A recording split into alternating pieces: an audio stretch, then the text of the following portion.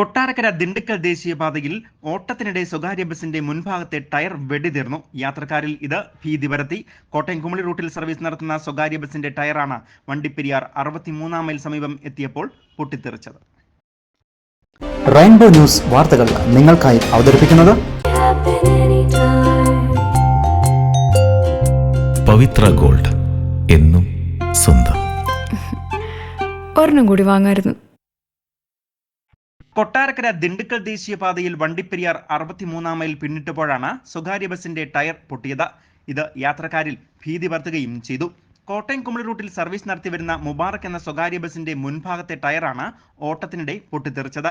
വലിയ ശബ്ദത്തോടുകൂടി ടയർ പൊട്ടിയതാണ് യാത്രക്കാരിൽ ഭീതി പരത്തിയത്.